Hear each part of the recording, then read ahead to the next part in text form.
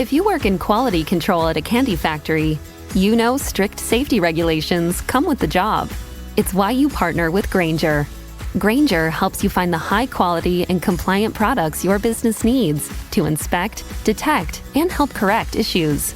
And the sweetest part is, everyone gets a product that's as safe to eat as it is delicious. Call 1-800-GRAINGER, click Grainger.com, or just stop by. Grainger, for the ones who get it done. Hello, it is Ryan, and I was on a flight the other day playing one of my favorite social spin slot games on ChumbaCasino.com. I looked over at the person sitting next to me, and you know what they were doing? They were also playing Chumba Casino. Coincidence? I think not. Everybody's loving having fun with it. Chumba Casino is home to hundreds of casino-style games that you can play for free anytime, anywhere, even at 30,000 feet. So sign up now at ChumbaCasino.com to claim your free welcome bonus. That's ChumbaCasino.com and live the Chumba life. No purchase necessary. VGW. Void where prohibited by law. See terms and conditions. 18+. On this episode of Booked on Rock, how enduring icons like Springsteen, the Beatles, the Stones, Pink Floyd stay on top in an ever-changing music game. Why rock stars never retire? Find out next. We're totally booked. Rock and roll! Well, I think I'll leave you to your reading. Little Hand says it's time to rock and roll. Rock and roller! We are totally booked. Welcome back to the Booked on Rock podcast. I'm Eric Senich. David Hepworth is on the podcast. He's the author of the book, Hope I Get Old Before I Die, Why Rock Stars Never Retire. Welcome to the podcast, David. Thanks for having me. To understand where we are today with these rockers that are still rocking into their 70s and 80s for some, we have to go back to Saturday, July 13th, 1985, Live Aid, right? Why is that date so important? Well, you got to start a story somewhere and you got to finish it somewhere. I always think the best definition of a story is it has a beginning, a middle, and an end. You decide what the beginning, the middle, and the end is. I feel very close to Live Aid because obviously that's coming up for its 40th anniversary very soon. And I was one of the BBC presenters, one of the presenters of the BBC's coverage of Live Aid. So I was there kind of thing, which is always interesting to look back on. But I suppose as I looked back on the years since, I realized that on that date in 1985, when Paul McCartney got up to close the London end of the show by singing Let It Be, we all looked at him and thought, well, there he is, the venerable old figure. There he is. He's come down from Mount Rushmore to give it one more go round, you know. And then he'll presumably retire. And of course, what I realized looking back was he wasn't old at all. He was 43. Yeah. You know, and nowadays, 43, people are barely starting at the age of 43 nowadays. Right. And that certainly applied to him. You know, so for people like Paul McCartney, the kind of second half of their career, if you like, was kind of just starting there, and it's still going on to this day, which is something that nobody envisaged. And so, I wanted to write a book.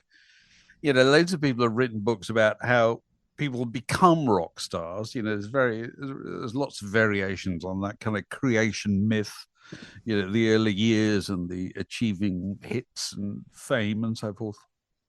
I just thought it'd be interesting to write about their middle years and their older years and how they adapted, you know, to the passage of time and what it says about them and also what it says about us, which is often the thing that interests me most about musicians and kind of rock fame, if you like.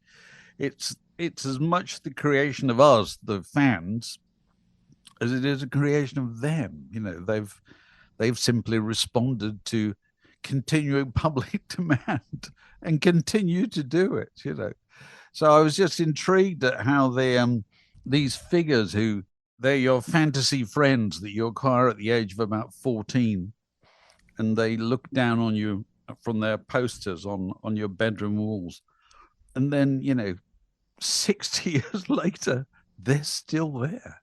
They're still part of your life in a way that nothing else is. You know, everything else is gone and changed. You know, you're kind of, you don't retain your same relationship with a sporting team or anything like that. You don't retain the same relationship with movie stars, but you do with rock stars. And that really interests me. Yeah, it's a psychological thing. Makes you feel young, or brings you back to those years where you remember what it felt like to be young and carefree and have little to no worries. I suppose so. I think it's Bono that said that, that when bands get together to tour, and bands have been together for a long time, and the show starts, the audience get 50% of their value just from seeing you there. Just from seeing, there they are, those old pals of mine, still, and oh look, they're still friends, and we feel that. I think obviously this applies particularly with bands, because bands are they're not just musical aggregations, they're kind of gangs, they're schoolboy associations continued into adult life. And so it warms our heart to see them together. When people see Mick and Keith still together after all this time, huge amount of the appeal is just sentimental. It's very much. As a huge Van Halen fan, when Dave and Eddie got together again in 2007, it was that. To see them hugging at the press conference, and whether it was genuine or not, we felt it was. So there was that emotional moment. Last night I was just watching YouTube, just searching around, and it's suggesting things, and all of a sudden, sure enough, there's an AC/DC clip from 2024, and most of the comments were, in fact, I remember one of them was, "It's bringing a tear to my eye to see Brian Johnson back, and so happy." Yeah, and with Angus.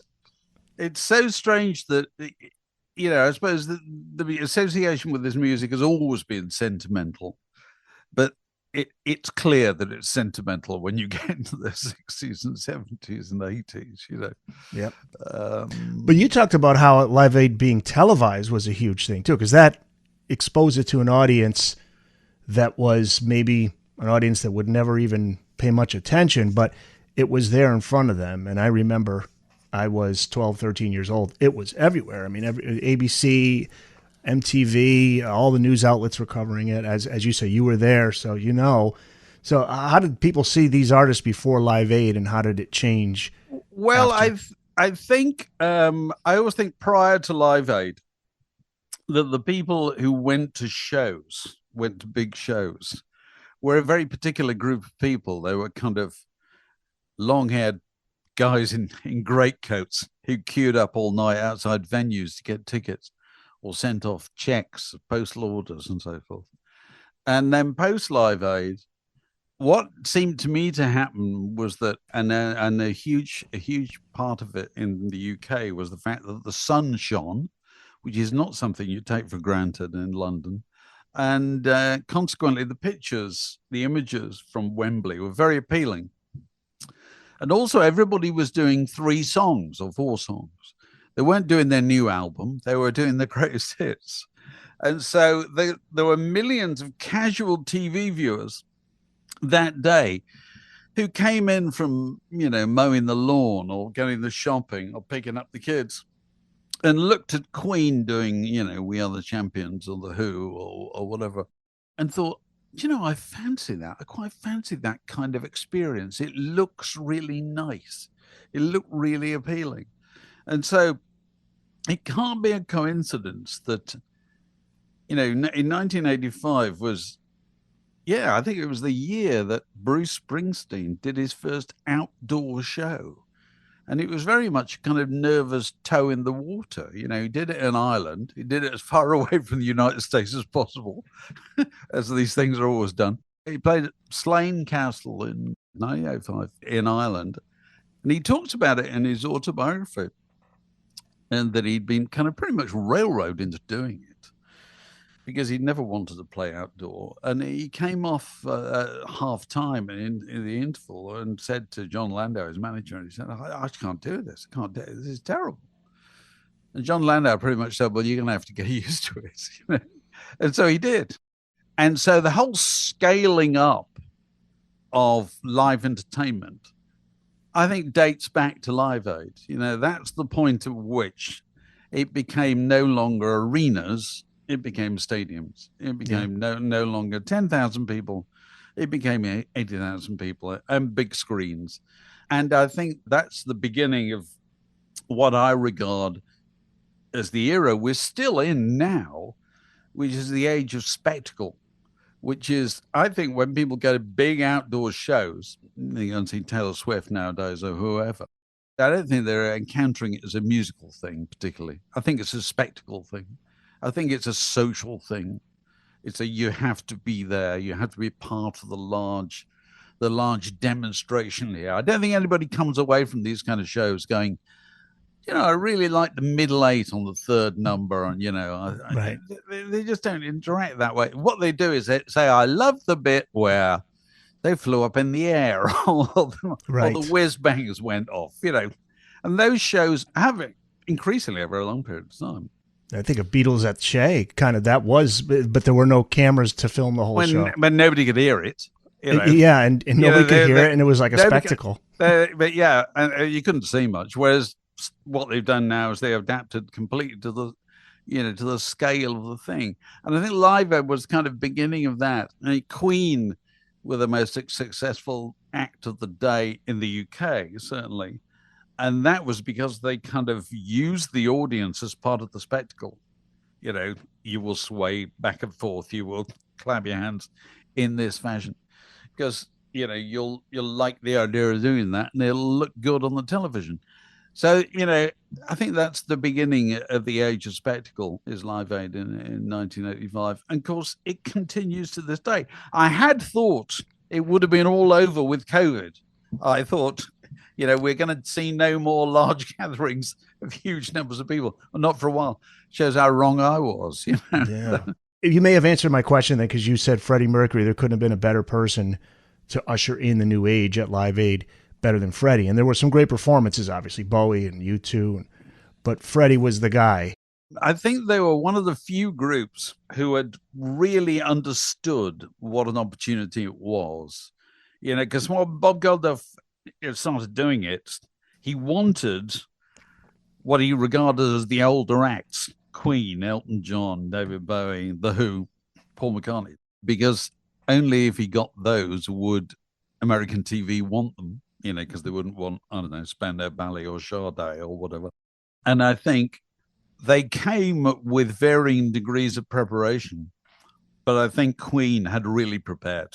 They'd gone away, for a couple of days. They'd taken a rehearsal hall. They'd worked out a set, which is a pared down version of their greatest hits. And so what they presented was effectively a live commercial for Queen.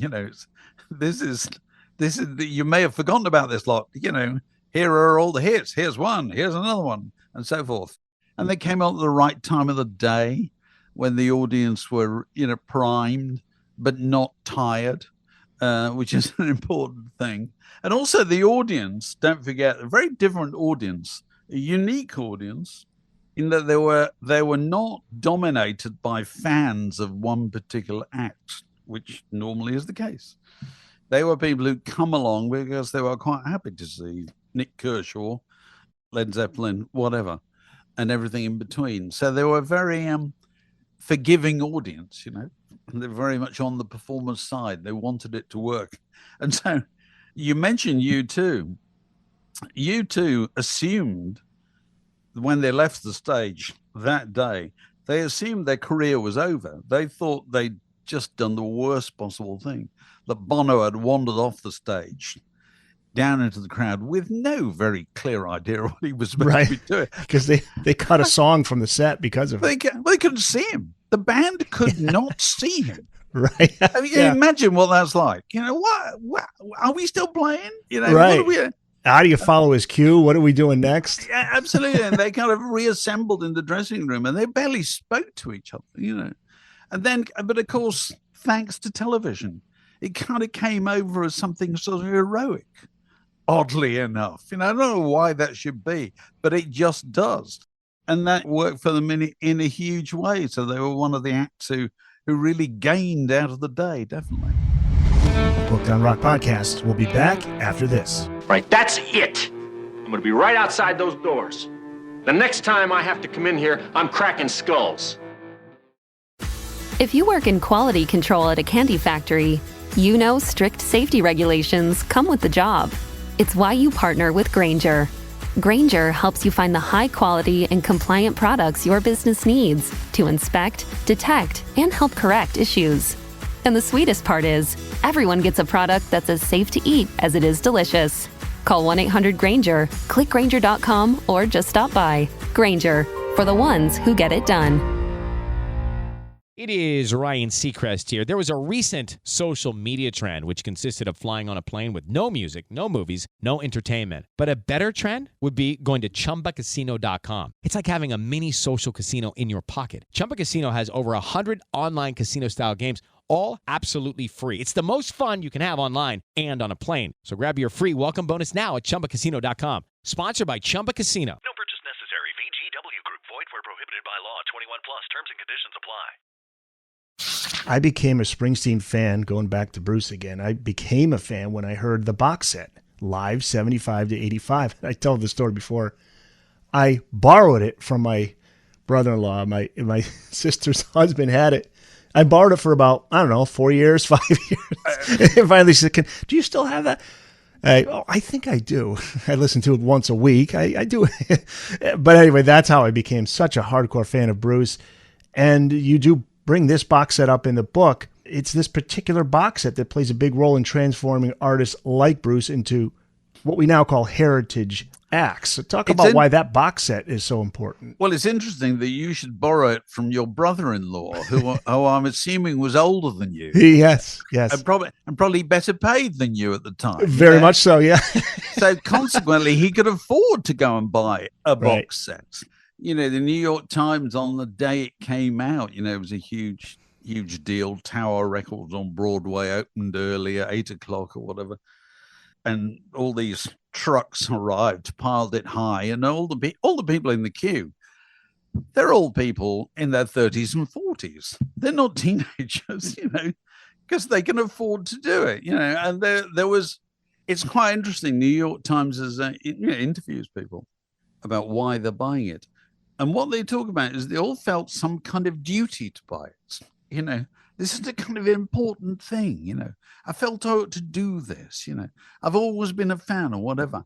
And it was duty rather than enthusiasm. And I was very interested in this because I think this is the point at which people start thinking that these performers are artists of substance, and substance becomes a hugely important part of the way that they're sold. And it's an interesting thing because the box set particularly, it sold like crazy for like a week and then fell off a cliff really fast, as the old record business adage has it, it shipped gold and returned platinum, But it achieved that objective of fixing Bruce Springsteen as this kind of great American artist, this great American icon, which is a position he still manages to occupy to this day. Yeah. Although, interestingly enough, how many hits has he had since those days? I don't know. It's probably not that many. I don't know. Philadelphia may have come after. Right. That was mid-90s. So Bruce Springsteen goes on stage today, anywhere in the world. What people want to hear largely are the songs from the earlier part of his career. It doesn't matter how long the career is, 40, 50 years. Most of what we want to hear tends to come from the early bit of it. Right, up through Born in the USA. Yeah, that probably is it. There's cover versions and all that kind of thing. People like that. And listen, I'm not knocking Bruce Springsteen because Bruce Springsteen has managed to sustain people's interest in him. And I think this is because it's all about the band in an odd way. I came to a conclusion. This may be controversial. I came to a conclusion a few years ago, and I've interviewed Bruce Springsteen loads of times and seen him loads of times. What makes Bruce Springsteen interesting is Bruce Springsteen within the context of that band.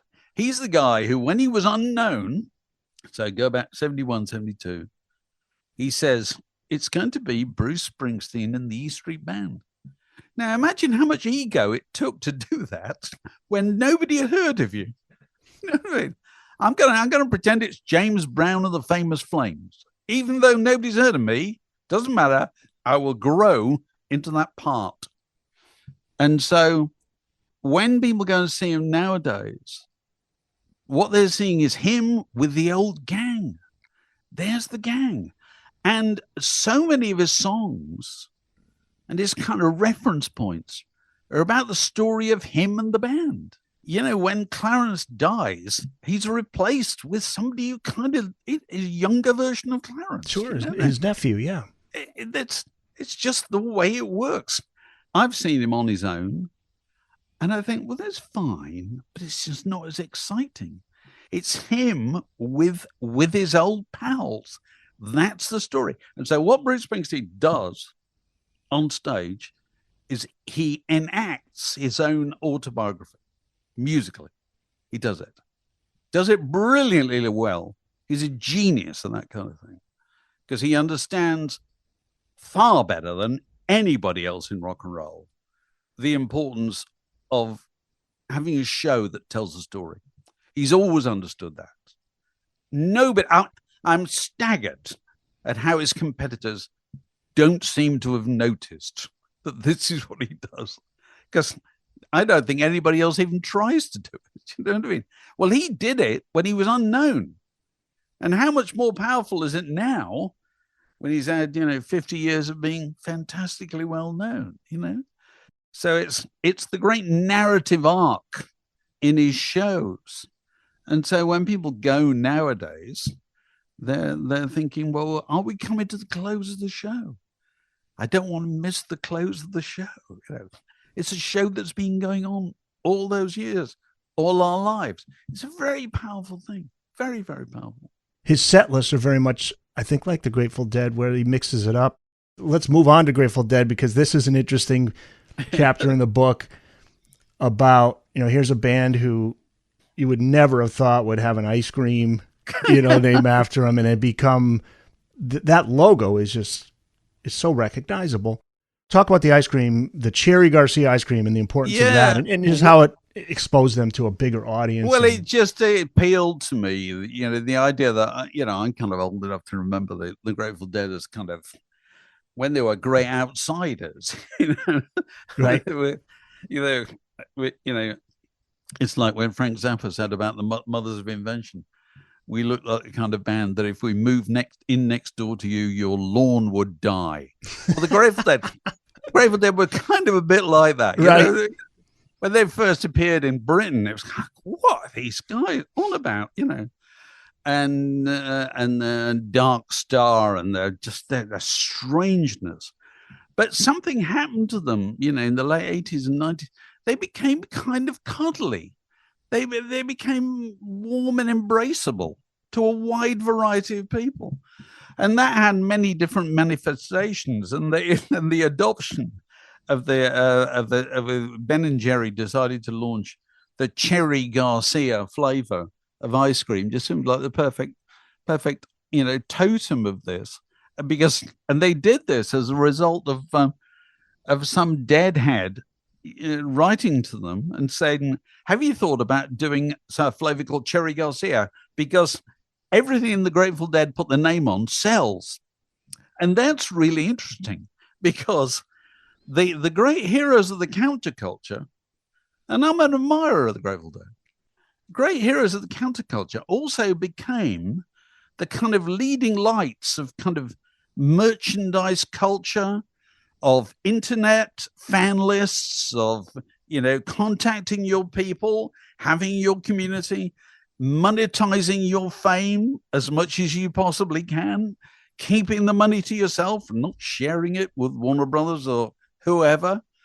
All those things that we've come to recognize as things kind of bands have to do to stay together nowadays.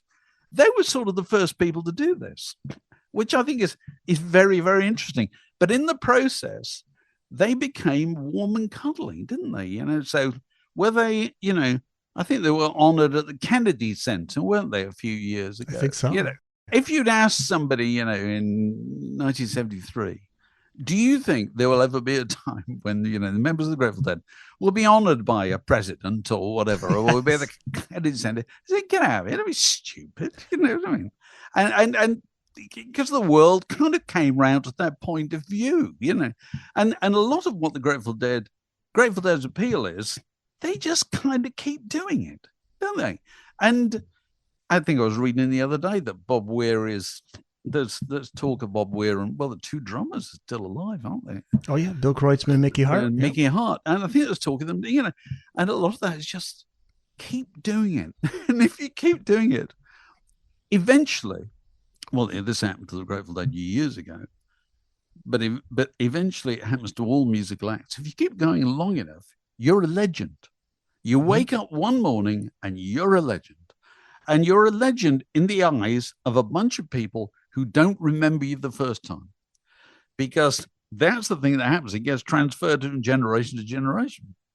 And so, I know, my kids, anybody who they don't remember appearing, but was just there, they think legend.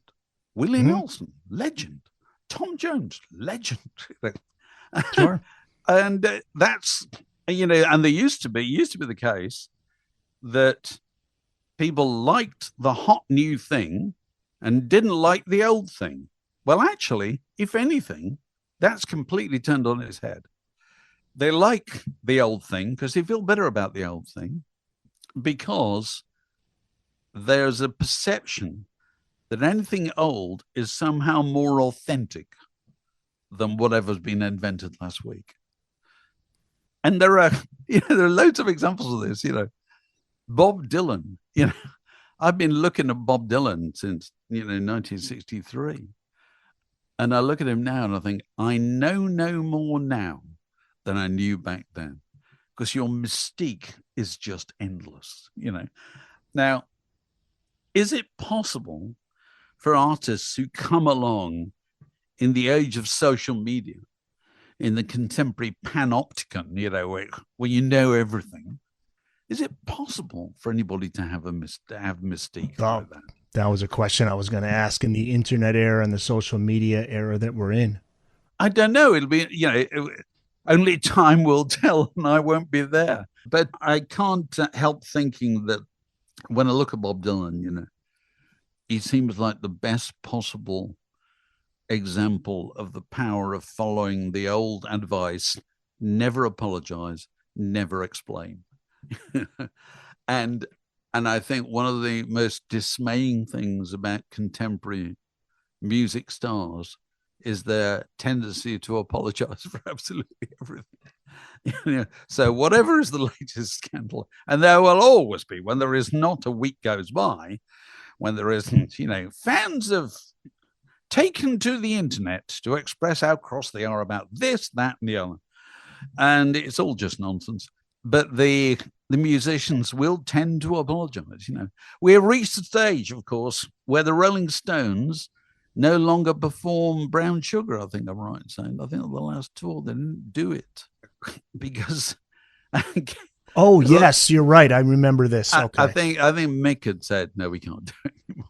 Right. And Keith made some reference to it about the sisters or something, I don't know.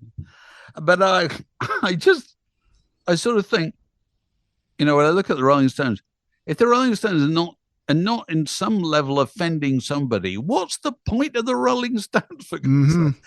Yeah. What was the Guns N' Roses? Was it Greatest Hits or Box Set or something? But they removed "I Used to Love Her," the song "I Used to Love Her," but I had to kill her. Oh, I think that was the one. But point being, they're in a sense apologizing, saying, "Sorry, we wrote that. We're going to pretend like it." Well, it's very, But if it's art, it's like watching an old movie where somebody's in blackface. I mean, we get that that's not right, but that's what represented the culture that we were at the time from an artistic standpoint. Well, also it always interests me that, if you go back into blues and jazz, the amount of violence in those songs, that right. People don't say anything about because, that's kind of quaint and old. Booked on Rock Podcast. We'll be back after this. I'll make a note of it.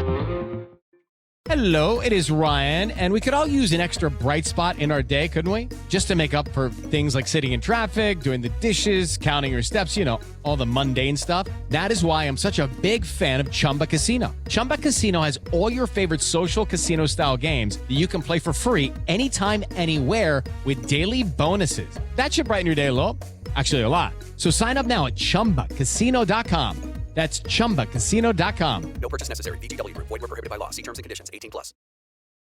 The Steel Wheels tour is what you bring up in the book, though. How big that was. That was the first new age tour, really. Right. That was the first tour to be where the promoter was Michael Cole, Canadian, who kind of revolutionized the scaling of tours, and he basically said to them, well, look, however much money you've been getting out of tours in the past, I can pretty much double it, And how are you going to do that? Well, we're going to charge more for tickets because people will pay more for tickets. And we're going to sell a lot of merchandise, and we're going to bring in corporate sponsors in a way that you've never done it before. And we're going to run it more like, Major League Sports. And this they did very successfully, because the first thing they did was build an enormous set, with kind of walkways and ladders, because you have to do something. As you increase the scale of the thing, you have to increase the scale of what people are getting, what people are seeing. You have to give them something to look at. So it's a little bit like the old theatrical joke about, I came out whistling the sets. That's what happened with that tour. So every tour that's taken place since has pretty much been in the footsteps of Steel Wheels, Right. And it's still going on to this day. How much can we charge? Slightly more than we charged last time. How much is everybody else charging? Okay, we'll peg it round about that level. And of course, the profile of the people going has changed so much. I think I talk about this in the book. The first time I saw Bruce Springsteen was in 1980 at Madison Square Garden, Thanksgiving. And he would have been 30. My memory, I often try and think about this. In my memory, looking around Madison Square Garden, I don't think there would have been anybody there that night who was over the age of 40. They would have been very much at the older end. Whereas nowadays, you can do anything. The starting age is 8, and the older age is 80 and more, And the tickets for these shows, you used to obtain them by going and queuing up outside the box office all night, or sending off your check or your cash or whatever. Well, nowadays it's an internet. It's all about speedy internet connections and credit cards, isn't it? Yeah. So it's bound to be the profile of going, and people going is bound to be different. So if teenagers go nowadays, they very often go with their parents, and that really changes the nature. I never did that. It wasn't, the idea of anybody's parents going with them to a pop music show in the 60s would have been utterly inconceivable. And also you've got these interesting dynamics that it becomes a competitive thing between parents. So-and-so's parents, she's got tickets for Taylor Swift. Can't you get tickets for Taylor Swift? It's a challenge to every red-blooded father. That is, my credit card's as good as anybody else's. Yeah. There's a competitive element to this, no doubt about it. This was last year. I was going to see a Red Sox game with my nephew. He's 20. And all he wanted to listen to on the way there was rap. Kanye and Kendrick Lamar, And I said, do you or any of your friends listen to rock? The only name he brought up, he goes, yeah, I have one friend who listens to Pink Floyd. I said, okay, I'll take that. What is it about Pink Floyd? Like, at what point did they become, wow. As you point out in the book, more famous than the members of the band themselves? Well, yeah. I mean, they're a wonderful example of the great truth, which is that the most valuable thing any band has is not the song catalog or the lineup, it's the name. In the end, it's the name. And there's a classic case of this with Pink Floyd, which is that Roger Waters, pretty much left the group expecting them to pretty much stop. That I'm the main singer, I'm the main songwriter, and this is all over if I'm going over here. And of course, he found that the other members of the group were not going to stop at all. They were going to keep going. And so he assumed that fans would still flock to see him. And they didn't really. Very hardcore fans did. But he still has to I don't know what he done on his last tour, but it wasn't that long ago that he was billing himself as the genius behind Pink Floyd on the posters, which is a pretty sad state of affairs if you have to do that, really. And also the beautiful thing about Pink Floyd, I always thought, was that they were kind of anonymous. When people think of Pink Floyd, they don't have a very strong visual image. If you have a visual image of Pink Floyd, it tends to be either the covers of Dark Side of the Moon or whatever, or it's some light show in the distance, some kind of psychedelic colored amoeba pulsing, with these 4 or 5 figures in shadows at the front. And those 4 or 5 figures could be anybody, really. It's not like you have a visual image of the Rolling Stones, that it's Mick and Keith. You have a visual image of Pink Floyd, it was never Dave Gilmour and Roger Waters. It just wasn't that at all. Therefore, people would be quite happy to go along and see a lineup of the Pink Floyd that didn't necessarily, contain all their favorites, as long as it delivered the kind of Pink Floyd experience, And, they were definitely a beneficiary of that, and they were always internationally successful, kind of before a lot of British groups were, It always used to strike me that they were more popular in France or South America or whatever than they were in the UK. But they are also an extraordinary example of the fact that, bands who are formed amongst a bunch of teenagers, and they rehearse in scout huts and they play the church hall and whatever, and they spend life in the back of a van for a while. Even in their 60s and 70s, they very often bear grudges still to this day that don't go away, And the kind of feuding between Roger Waters and Dave Gilmour is an absolute classic case of that.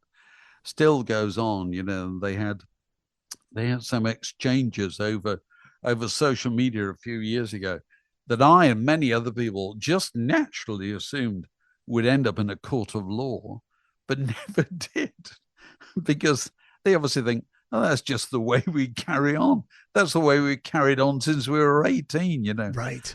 And it always fascinates me. You've got teenage relationships carried on into the 70s and 80s. Yeah, how they got together for Live 8 still is pretty amazing. That was in 2004, I think, right? Was that 2004? Yeah, something like that. But then you find out later, like Gilmour said, and Richard Wright and Nick Mason were like, yeah, it wasn't really the greatest experience having to be up there with Roger and deal with him again. And you think, man, couldn't you at least just kind of hug it out and say, oh, look what we did together? But no, it's not going to happen. No, somewhere at the back of their mind is the memory of what somebody said after a gig in Seattle in 1982 that you don't know about and you never will know about. You know what I mean? There's a really good book, came out a few years ago, written by Dan Zanes about Tom Petty. I don't know if you ever read it. And Dan Zanes was a member of, what's the group called? Delphawegos, something like that. Oh, yes, I've had him on. Okay, yes. Warren Zanes, I think. I may have that wrong. Yep, anyway, that's all right. There's a book about Tom Petty. Yeah. And he clearly spends a lot of time with them, with the Tom Petty and the band. And so he reports all the things said after gigs. And there's one particular occasion when they're on the bus and there's some bus stop. And I think it's Stan Lynch and Mike Campbell or whatever. And somebody says, and I never liked your wife. And you thought, there's no coming back from that. Now listen, in every band, there has been an incident like that. It's never been recorded, but there has been. It's bound to have been. You think about it. They're living in each other's pockets under massive pressure. bad times, good times. Egos. Egos, sensitivities, public attention, money, all that. Of course that's bound to happen. Why is he on the cover of Rolling Stone and we're not? Oh, God. Yeah, absolutely.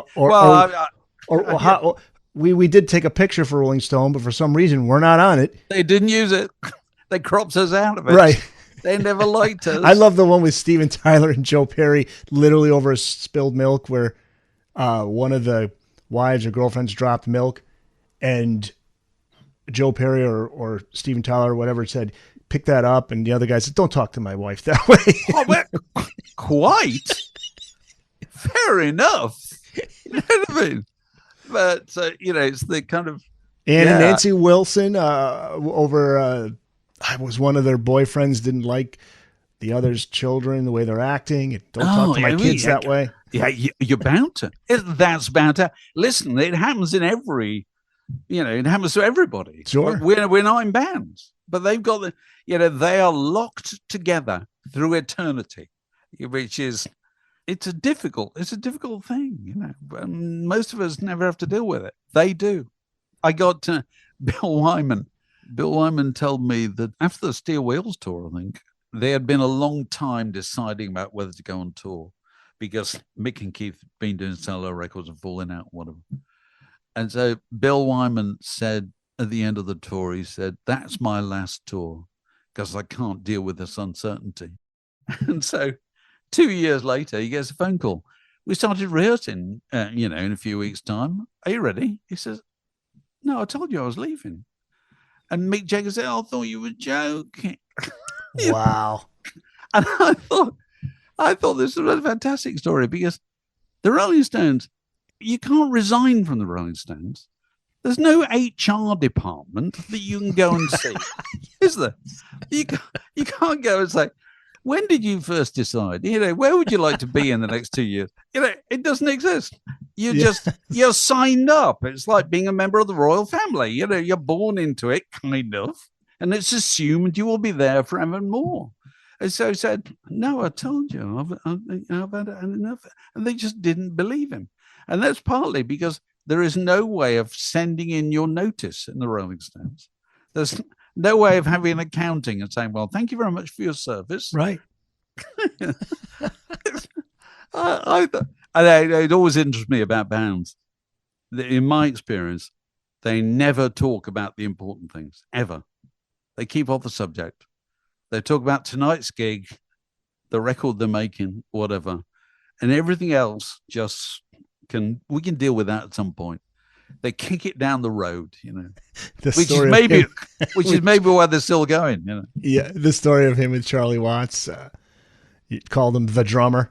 Well, Charlie knocked him out. My drummer. That's right. My drummer. But you see, I got a lot of sympathy. I'm sure that's an exaggerated story, but I have a lot of sympathy with drummers because I think the drummer is the most important member of the group. I think the drummer is the person you can't replace. Ringo, John Bonham, Charlie Watts, Levon Helm. Can't be done. You might get a, inverted commas, better drummer. It's not the point. Not the point at all. It's the drummer for that band. Right. So true. I actually was listening to Lonely at the Top from Mick, his solo song. It's a great song, but boy, what if Charlie was on this? What if he saved that for the Stones? You can't help but think that. It's the fingerprint of the group, old-fashioned groups, was the drummer. Because the drummer played in a certain way, because the drummer was built in a certain way. They could no more change the way they played than change the way they walk. And so the sound of the group coalesced around the drummer. I think there are loads of examples of this. The Booked on Rock podcast will be back after this. Look, we're going to take a pause for the cause.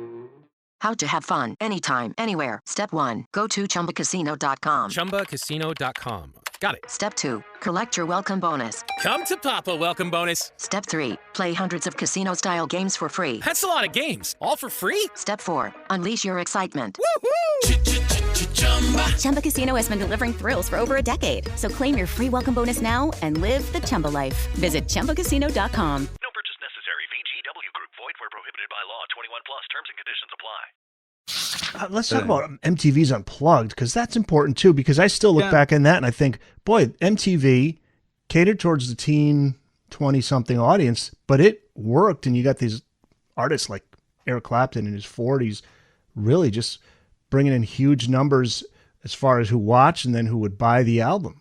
It was weird, really, because it's a television construct, isn't it? You know, the idea is you're gonna all sit on stools and you're gonna play acoustic guitars, and the cameras are going to be very near to you, and you're going to do some of your old songs, but because you're going to do them acoustically, they're going to have less kind of visceral attack to them, and they'll all end up sounding vaguely poignant, which will suit the vibe of the show, you know.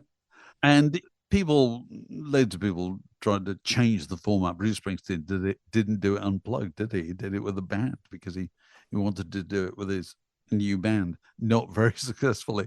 But Eric Clapton's the kind of classic case, you know, that version of Layla, which he didn't want it on the album. He didn't think it worked, and I can kind of understand why. But that became the biggest hit of his entire career, because it came along at a time of CD sales and, you know, a massively expanded market. And then, of course, it had the terrible, tragic incident of Eric Clapton's son dying in that appalling accident in New York. And then, you know, the song Tears in Heaven, you know, which was actually lyrics written, but not by Eric Clapton, but by Will Jennings, you know, and that became an important part of it. And so there was a sense that as people get older, they've got to be careful how I say this. I don't want anybody to take this the wrong way, but people kind of, the fans warm to the sense that people have gone through tragedy, you know, losses, illnesses, divorces, and so forth. It binds them with the fans. Once they get beyond 40s and 50s, you know, everybody's paint is scratched a bit, you know. People like that. And this is why I talk about this whole thing about everybody comes back as a legend, you know. And the Glastonbury Festival in Somerset in the UK, which is, you know, Europe's biggest festival, and it's televised and so forth. They have a Sunday afternoon slot, which they now call the legend slot, you know, where they get the most unlikely people come along, you know, and a younger audience completely embraces them because they're a kind of grizzled old trooper who's, you know, got a few miles on the clock. People like that idea. Well, one of the people, it seems to me, whether he intended to or not, who had such a successful late career as a legend was Johnny Cash, which I always date to the first of those deaf American or American recordings albums that made with Rick Rubin that came out. The cover picture was taken by a guy I know, an English photographer, Andy Earle. And I don't know if you recall that picture where it's taken on a railway line in Australia, and he's wearing some kind of, I don't know what you call it, a duster coat or whatever. Yeah. Flares out behind him like Robert Mitchum in whatever that film was, The Vengeful Priest, or whatever. Right. And I always think Johnny Cash, after that, made about another 6 albums, I think. And they were all trying to be albums that lived up to that photograph, you know, and they did. You know, everything he did later on struck everybody as kind of gothic and profound. You can't do that when you're in your 20s. You can do it when you're in your 60s and 70s. People really warm to that idea, you know. The Booked on Rock podcast will be back after this. All his life as he looked away to the future, to the horizon, never his mind on where he was. How to have fun anytime, anywhere. Step 1. Go to ChumbaCasino.com. ChumbaCasino.com. Got it. Step 2, collect your welcome bonus. Come to Papa welcome bonus. Step 3, play hundreds of casino-style games for free. That's a lot of games. All for free? Step 4, unleash your excitement. Chumba Casino has been delivering thrills for over a decade. So claim your free welcome bonus now and live the Chumba life. Visit ChumbaCasino.com. No purchase necessary. VGW Group. Void where prohibited by law. 21 plus. Terms and conditions apply. Another one we're going to get to, we haven't yet, is the Beatles. And like you say, who's bigger than the Beatles? The Beatles. At least at one point that became, just like you say with Johnny Cash, at some point, it seemed like in the mid-90s, once we got that anthology series, suddenly the Beatles become bigger than the Beatles. Like a lot of these Beatles experts that I have on the show will say, the Beatles weren't always this larger than life thing. There was a point there where there was interest that was lost in them, and at some point they became this huge draw. How and when did that happen? Do you think it was mid-90s with the anthology? I think there's many stages to it, actually, and I've written about this in more than one book. John Lennon dies in 1980, and that brings about a whole resurgence of, people's feeling about John Lennon and about the Beatles. And it's only in the early 80s, this is a good indication of this, that some bright spark at EMI recording studios in Abbey Road says, why don't we call the studios Abbey Road? Prior to that, nobody thought of it. We used to drive past that all the time in the 70s and never thought about it at all. Nowadays, you can't get down Abbey Road for young people having the pictures taken on the zebra crossing. So, the 80s was one thing. But then in the 90s, you had the coincidence of the anthology series of reissues. And in Britain, that coincided with Britpop, with Oasis and Blur and Pulp and many others. And the interesting thing about all these bands was that they were all huge fans of the Beatles, and they were fans of the Kinks and the Who and the Rolling Stones. They were fans of an earlier form of British pop music, which they promised to kind of continue the work of. So that was one thing. And the other thing was anthology. And I think it's remarkable because George Martin, I think 2 years before then, had been interviewed in the Times. And one of the questions they put to him was, is there anything left in the vaults by the Beatles? And he said, no, I've been through all the vaults and there's nothing. There's nothing at all. 2 years later, there were 3 double CDs because the difference was some bright spark realized post Bob Dylan's Biograph and the bootleg series and all those things that you could sell people fragments. You could sell stuff as archaeology rather than polished, finished stuff. There was a different audience for polished, finished stuff. There was a new audience who wanted the archaeology, wanted to hear the fragments, wanted to hear the bits of studio chats, wanted to feel they were there in some way because they were responding to it as history, with all the excitement of history. It'll never be like that for me because it was my teenage years. I remember these things as live things happening when I was 14, 15, 16. So you got that kind of interest. And CD was the technology that enabled that to be kind of monetized, as they say. And then subsequently, that kind of ran into the 21st century where, you got, desktop recording machinery and endless access to kind of outtakes, bits of video. The Beatles became a thing you could play with forevermore, really. They'll just continue to give you the bits and you can assemble the Beatles in a way that appeals most to you. And I think also as that era has receded from direct memory, it increasingly seems the fact that they did what they did seems increasingly miraculous, just absolutely extraordinary in a way that it didn't at the time. It just, one of the things, one of my hobby horses is, people talk about pop music nowadays moving really quickly. No, it doesn't. It moves really slowly nowadays. It moved really quickly in the 60s. Boy, that's how come the Beatles went from Love Me Do to Strawberry Fields Forever in, 4 years? Amazing. Yeah. Well, it would have been quicker than that, probably. You can't imagine the velocity of change in the 1960s. Unimaginable. Whereas nowadays, and here's the thing that people often say to me, is that if you listen to a band from now and you listen to a band from 10 years ago, there's no difference. Right. Yeah, the creative ambition with the Beatles, what they did such... I think it's a technology as well.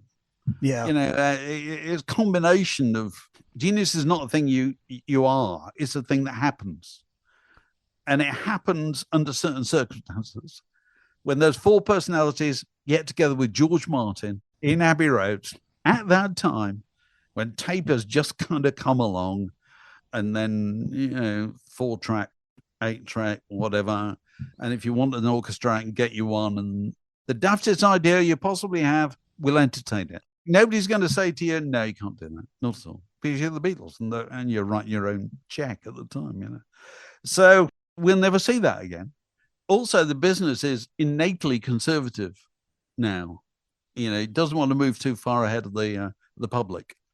Nobody thought about that in 1966, 67. Because whatever you heard, if you take the classic years, I don't know, 1965, they always say is the great year of the single, Satisfaction, Get Off My Cloud, Knock on Wood, Help, Like a Rolling Stone, whatever Beach Boys record came out that year. You were hearing something every week that was completely unlike anything you'd ever heard before. Every week. Every single week. When the Kinks came along and did See My Friends, you thought, my God, what's that? That's been a record like that before. When Righteous Brothers, You've Lost That Loving Feeling, there hadn't been a record like that before. Hadn't been a record remotely like that before. And that was the 60s, the speed of change. And even in the 70s, there was considerable speed of change. But then it slowed down. And it's still slow to this day.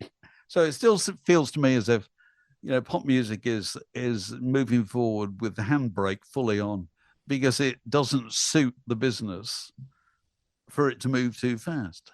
We talked about the internet earlier, the Universe Zero effect. What is that? And how does it argue for the internet's benefit to older artists? Well, it's classic case of this.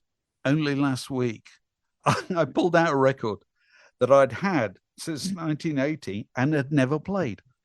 And this is a record on Brian Eno's, ambient series by a guy called Laraji, who's an American, a record called Day of Radiance. And I just happened to play it. And I thought, God, this is fantastic. It's really good. Instrumental record. I thought, I wonder what happened to him.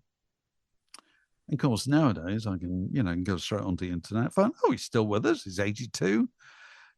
And then I can look at all the records. And then I can go on Spotify and I can see I could listen to 25 of his records. And this is something completely unknown. 25 of his records are still there to this day. That didn't happen in the world before the internet. Let me tell you, if you had a record coming out, it came out, it was there for 6 months, then it disappeared. Totally disappeared. I would be completely forgotten. Nowadays, and you can't argue about whether it's a blessing or a curse, nothing is forgotten. Nothing at all. It's all there forevermore. So people are constantly discovering elements of the past. My children, grandchildren, whatever, they have access to a far wider range of music than I've ever had access to. What they do not have is any sense of the chronology of that music. No sense at all. They wouldn't know whether Elvis Presley came before Radiohead. They just wouldn't know. It's just all there all the time. And so it turned out to be, I think, a huge benefit. Acts complain about getting paid. David Crosby David Crosby no longer with us, but David Crosby in his later years used to rant on about how bitter he was about the fact that he couldn't make any money out of records. And I used to think, well, all right, David, I kind of understand that. But you're still famous, David. Nobody's forgotten you. You know what I mean? That didn't apply to early generations of musicians, you know? I go and see Ben Sidran not long ago. Ben Sidran used to be a member of Steve Miller's band, a keyboard player, who I always used to quite like and, you know, got some of his early albums. I went to see him at Ronnie Scott's in London last year, I think it was. And then afterwards, I looked on Spotify. I think he's got 45 albums. They're all still there. And I'm sorry, if you're an 80-year-old musician, isn't that a good thing? Sure. You can turn around and go, that's my life's work. There it all is. You know, it hasn't disappeared. You don't have to go and find it, you know. And so I think more people are going to want to see you live because of it. And you're charging more money for it, as everybody is. And, you know, don't blame them for that, you know. And here's the other big change that has applied in the years covered by the book. You know, it used to be that to buy an album was more expensive than to buy a ticket to go and see somebody. Well, that hasn't been the case since 1980, probably, you know. And now you can have the music for free, but it's $500 to go and see something, you know. It's a different thing. But the internet has made everybody's musical career longer and will continue to do so, because you can be the most obscure group in the world. Your fans can find you nowadays. They didn't used to be able to.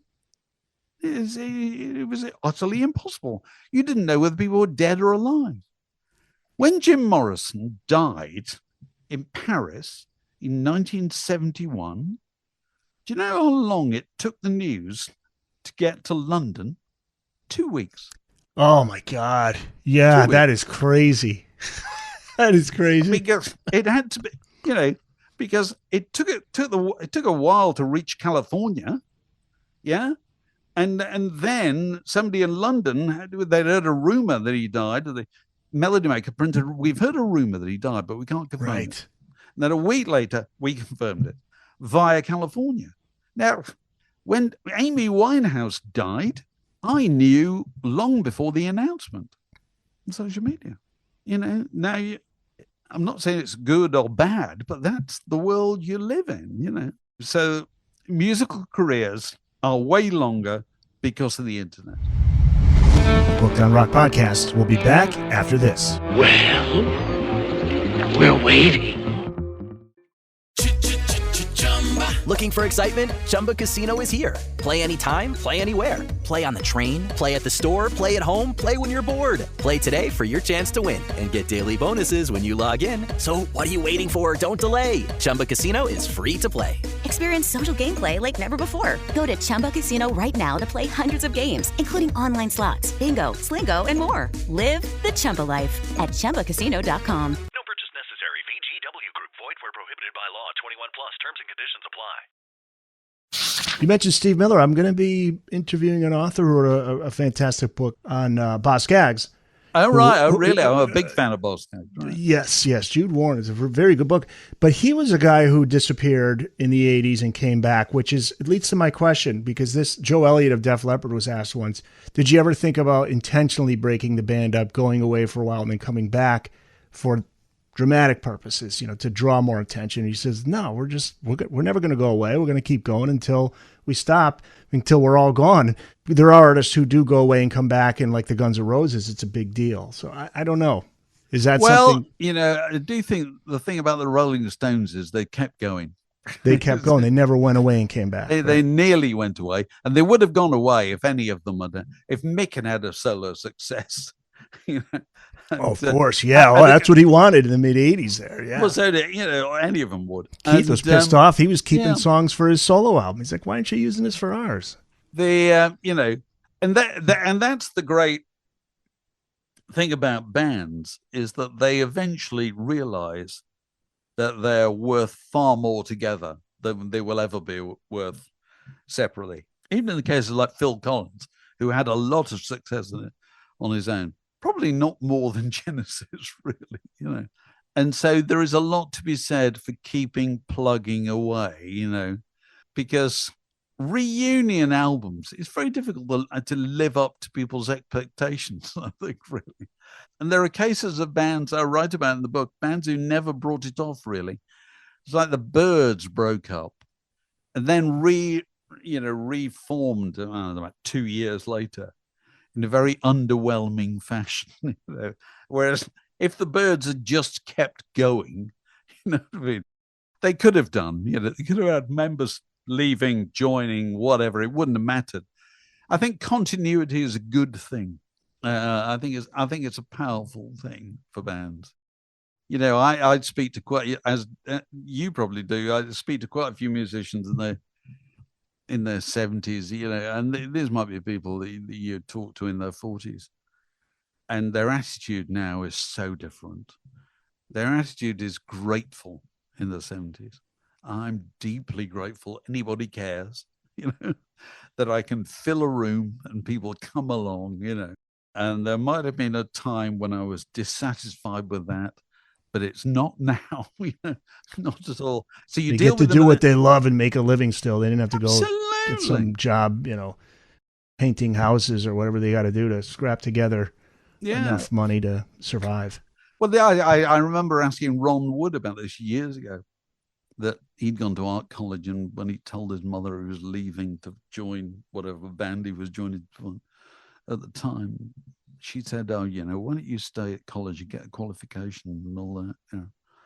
And he was talking to me in his 50s, I suppose, about the people he knew who'd left school and got the qualifications. I said, "What are they doing now?" He said, "They all got early retirement." Right. They all got made redundant or whatever. Well, you get made redundant from the Rolling Stones, as Bill Wyman discovered. Yeah. Well, and the key is publishing. Get a good publishing deal, and you'll be okay. Well, yeah. Don't give it away. Author Robin Platts, I had on to talk about a book on the Zombies, and they signed this deal when they first started. It was so rare that they were leasing their music to the record company. Oh, really? So they've still got it. They've still got those rights. Yeah. That was so rare, because usually they take advantage of these guys when they're I'm sure 17 years old. Well, I was talking only the other day, and I never spoke to him before. Justin Hayward. Woody Blues, yeah. So Justin Hayward used to sing with Marty Wilde. Used to play with Marty Wilde in the UK. And he was like 16, 17. And he was playing down the bill somewhere on the east coast of Britain. I can't remember where. And top of the bill was Lonnie Donegan. Lonnie Donegan was a big name in skiffle in the UK. Oh, the Beatles. Yeah, absolutely. Loads of people talk about Lonnie Beatles Donegan. loved him. And Justin Hayward was introduced to Lonnie Donegan by Marty Wilde, who said to him, "This lad's really talented and he can write songs." And so Lonnie Donegan said, "Why don't you sign to my publishing company?" And he said to Marty Wilde, "Should I do this?" Marty Wilde said, "No, don't do it." But he did.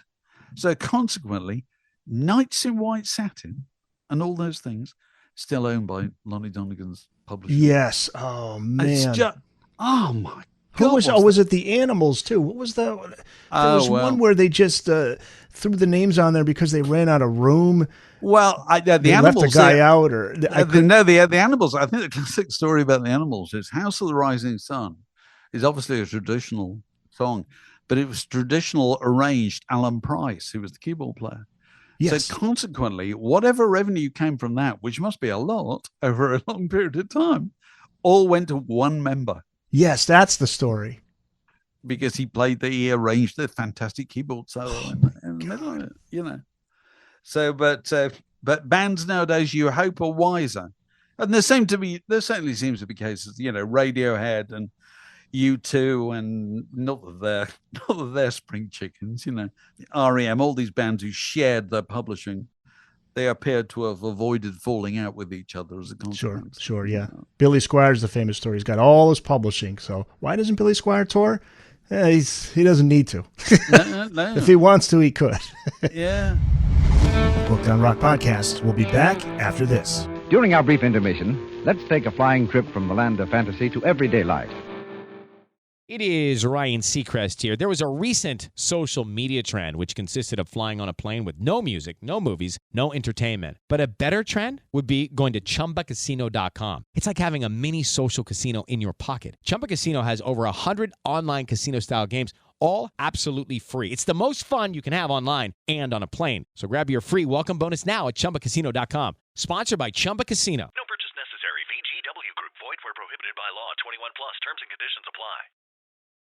We're winding down. Just a few more questions. Actually, it's really a combination question here because I'm wondering where you think we'll go now 10, 20, 30 years from now when these artists are gone. How can these legacy artists sustain? And I combine that with this idea that Kiss has for an Avatar show. So, what are bands going to do? You got these, like as you say, you got these companies that specialize in managing the affairs of these late acts. Where are we going from here? Well, I think it's very difficult to predict because, people say, oh, the Beatles and, Motown and Bob Dylan and whatever, they'll always be played. They'll always be popular. They might be. But I recently read a fantastic 2-part biography by a guy called Gary Giddings, an American writer, which I heartily recommend. You deal with music books on your podcast. This is a brilliant music book, 2-part music book about somebody, not rock and roll at all, but somebody who was, for most of the 20th century, America's biggest musical sensation and is now largely forgotten, Bing Crosby. No, who talks about Bing Crosby nowadays? Who plays Bing Crosby records? Unless it's Christmas. Unless it's Christmas, one record. Louis Armstrong. Who talks about Louis Armstrong? So you've no guarantee, that these things will continue. They may do, they may not. They may be forgotten for 20 years and then come back. I think it's interesting that things like, the Bob Dylan film, Timothy Chalamet, and the Elton John film, and there's a Springsteen film, isn't there, being made, and they're going to make 4 separate films about the Beatles. And so all these artists are being prepared for a future entertaining people who don't know who they are. So they're going to be recreated for those people. And that's just the way it's going to be.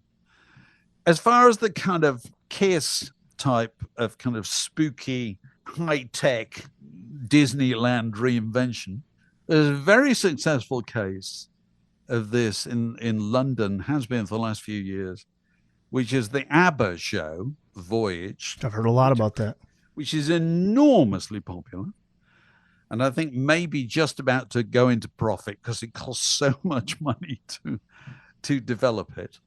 And I often sit there and try to think of another act that you could do that treatment with. And I've failed to come up with one. Yes, there's something about ABBA. It's 4 people, it's 2 girls, 2 blokes. Also, they're still alive. There's something about the character of the music. Maybe Kiss might work because they're cartoons, in the first place. Yeah, we're not going to see a Bob Dylan Avatar. I don't think. No, but also, I don't think that's coming. Another point with Kiss is, do they have the same residual affection that ABBA have? I'm not sure they do. You know what I mean? Everybody knows what ABBA sound like. Everybody likes ABBA on some level. Not the same thing with Kiss. Not the same thing at all. So I think there's going to be there'll be a lot of money spent in trying to prove this either right or wrong.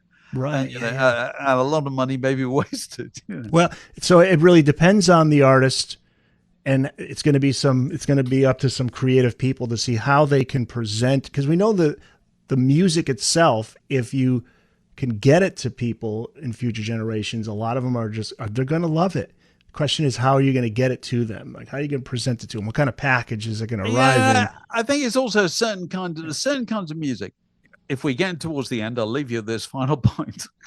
All pop music ends up sounding poignant. Pop music plus time sounds poignant. ABBA, no better case of this than ABBA. All ABBA songs now, 50 years later, sound vaguely sad and wistful. And that's what we like about them. And I think the same thing would apply to, I don't know, ELO, similar music. You know, people feel the same way about that kind of music. Pet Shop Boys, the oddest things, the Bee Gees, you know, that kind of works. I'm not sure about rock bands myself, actually, but I may be proved wrong.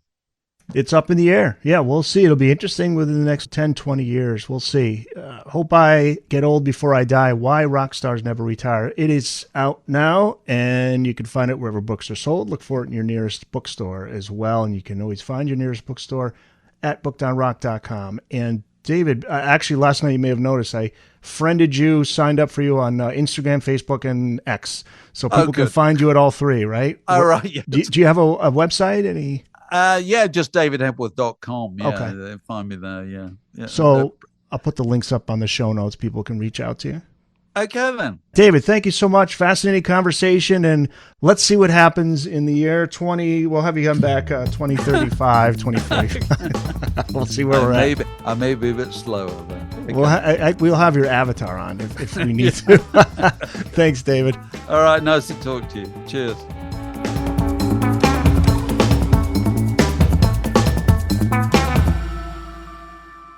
That's it. It's in the books.